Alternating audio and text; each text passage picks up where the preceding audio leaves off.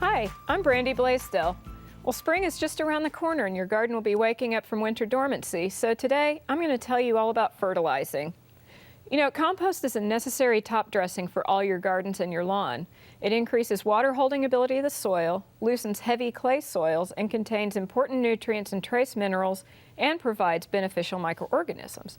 But here in Central Texas, our soils often require more nutrients than the compost can provide, so you will need to add a good organic fertilizer.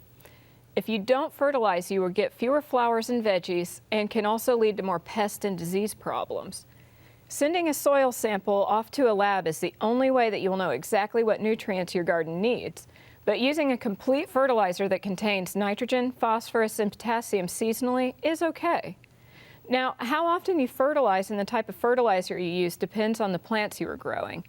Nitrogen promotes vigorous green growth, so you wouldn't want too much nitrogen on plants that you want to fruit or flower. Good sources of nitrogen are cottonseed meal, alfalfa meal, blood meal, and fish products. Plants use phosphorus to make strong roots, flowers, and fruit. You will want more phosphorus for your flowering annuals, veggies that set fruit, and flowering perennials. Soft rock phosphate and bone meal are good phosphorus sources. You really need to apply these to the roots in the planting hole or work it into the top couple inches of soil.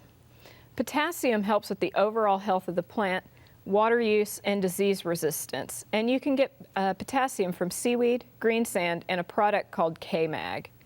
So how do you know how much of these nutrients you are getting in a bag of fertilizer? Well, let's take a look at a label. There will always be 3 numbers on the front of the bag. This one is 824. Let's break that down. The first number is nitrogen.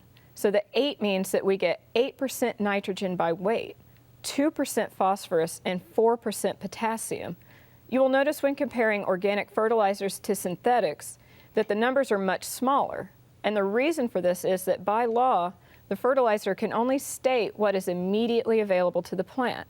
Organic fertilizers are a slow-release fertilizer that will give your plants nutrients over a longer time as the microorganisms in the soil convert them to a form that plants can use. And you want a slow-release fertilizer because the plants can't use all that nitrogen all at once. And that way, the nitrogen will stay in the soil and won't run off and become a problem in the creeks and rivers. Organic fertilizers are also chock full of essential micronutrients. So when do you apply the fertilizer?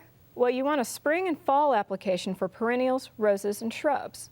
Lawns in Central Texas need applications in early April and again in early October. If you are transitioning your lawn to an organic program, then you could also add another fertilization in mid to late June. Mature trees only need mulch and compost annually, but trees that have been in the ground less than 2 years could benefit from monthly fertilizing with a good liquid fertilizer. Veggies need to be side dressed every 4 to 6 weeks. And native landscape plants are adapted to lower fertility levels, so they don't require regular additional feedings. But do make sure to fertilize them when planting. Dry fertilizers are applied with a spreader or by hand if you are side dressing your veggie garden. And always be sure to follow the application rate and instructions on the bag. For Backyard Basics, I'm Brandi Blaisdell.